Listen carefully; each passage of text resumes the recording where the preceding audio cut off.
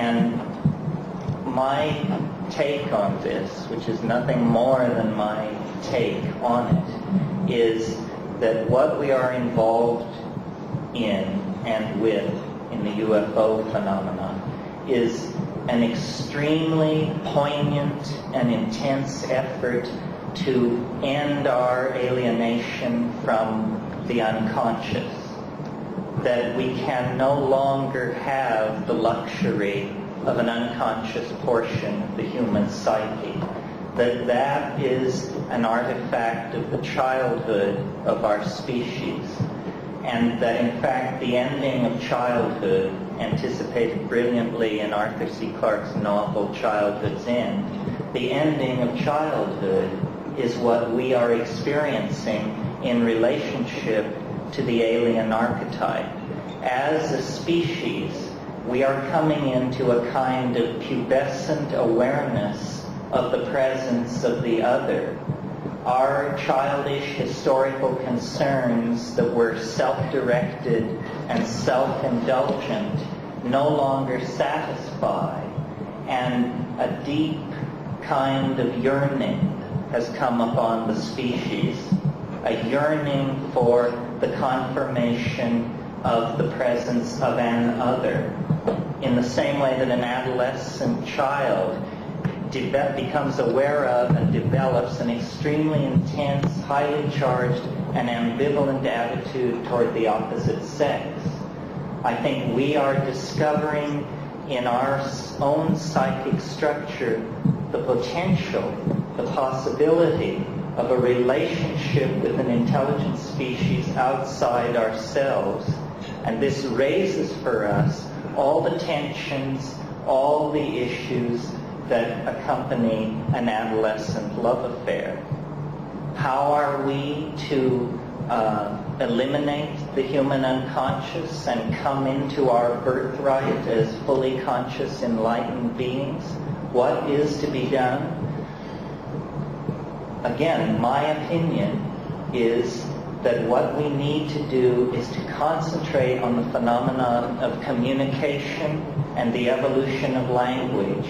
We have been far too naive about the role that language has played in the construction of reality at its center, let alone off on the fringes with the elves and the fairies and the UFOs. We need to test the envelope of language. We need to perfect the fine idea of being able to communicate with each other. At the moment, and I think we proved it at this conference, it's nothing more than a fine idea.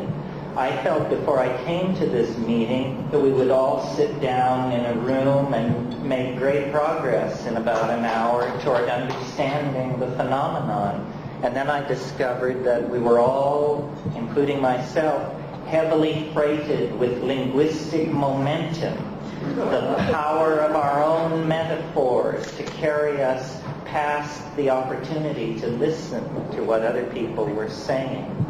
And so I think that what we are dreaming of is a common language. And what the saucers are attempting to teach is the modality of a linguistic transformation in the direction of a kind of communication that is not dependent on culturally sanctioned dictionaries, but that is in the bones, in the neurons, in the synapses, so that the ambiguity which attends all our discussions about reality will be purged from our worldview. This is the essence of falling in love. One definition of falling in love is nothing more than lifting the veils of misconception between two entities and still being able to go forward towards some kind of union. So I really believe that we have moved so far from an awareness of the feminine portion of our psyche that now the thing dearest to us and closest to us must present itself in consciousness under the guise of an extraterrestrial or interdimensional invader. It's a comment on the alienation of our era. And the way this schism can be breached, the way this psychic wound can be healed, and a kind of species-wide individuality emerge is through taking control, conscious control of the evolution of language. This means paying a great deal more attention to what we say to each other, to linguistic intent. I think that the main legacy of the 1960s into the 80s was a legacy of language transformed in the direction of feeling. To me, the most shocking part of the male dominance of our worldview is the paucity in our language of terms that convey emotion. We have 500 words for the components of a steering mechanism. We have 5 words for emotions. Each one of us is a swim in a concatenation of emotionally subtle wave phenomena that come and go just below the surface of our awareness. But if any one of us turns to another and says, "How are you doing?" the answer is, "Fine, fine, yourself." This is presenting a tremendous barrier to us to the expression of our wholeness. And I'm completely willing to line up behind Carl Jung on the notion that the UFO is an expression of our longing for wholeness. In principio et verbo caro factum est. In the beginning was the Word, and the Word was made flesh. In other words, if you were an actual extraterrestrial standing off in a spaceship looking down on this planet, you would not see the strivings of individual species. You would not even see the great classes of organized organic life. What you would see instead is a gene swarm, a language frenzy, the coding of meaning in genes, in words, in architectonic productions, in poetry. What is happening on this planet is the self-reflecting genesis of communication for itself. It is language somehow that is loose in our species, on our planet, within and without the flying saucer. So communication, which we take astonishingly for granted, considering the very basic kinds of needs that we communicate to each other, is actually the great frontier of our spiritual becoming. It seems to have passed right by us that we already possess a form of telepathy. That the miracle of communication involves the fact that I make small mouth noises and you instantaneously consult the culturally sanctioned dictionary, and out of your dictionary you construct a map of my linguistic intent, and then through a series of grunts and nods we assure each other that we know what we mean.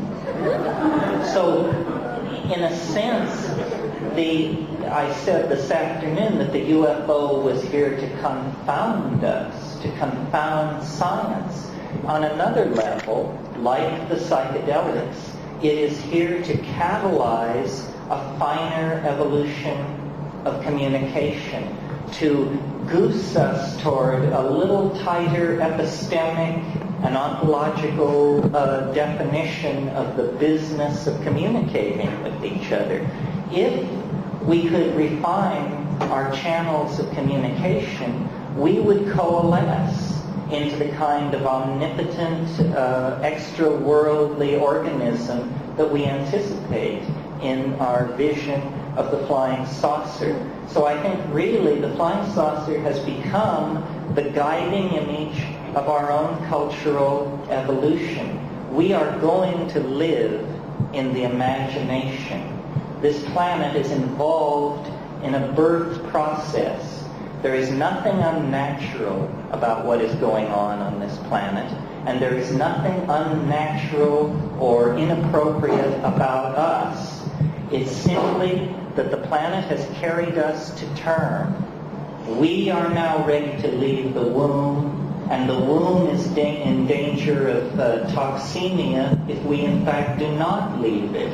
We have passed into a new kind of time where the separation of our species from the planet that gave us birth is a necessity for the survival of both parties. And like any birth, it is a moment of crisis. It can end in catastrophe, and perhaps the saucers stand off to perform a necessary cesarean if things really turn into chaos. Many contactees report an apocalyptic scenario involving the saucers taking everybody away in the wake or in the imminence of a thermonuclear exchange. However, the mature way, the self-reflective way, the dignified way out of this cultural impasse, out of this global standoff, is for us to take seriously on a personal level the possibility of evolving our communications with each other so that we actually become the loving family of the goddess, the planetary organism that we all feel ahead of us in the future, casting an enormous shadow back over the historical landscape. Eventually, and when is up to us, it will no longer be a higher dimensional object throwing a shadow into the flat dimensions of history. It will be instead a transcendental object made manifest. We are, in fact, on the brink of great changes. Yes, the UFO phenomenon has been around for hundreds of thousands of years, possibly, but nevertheless, it is somehow spun into the fate of our species.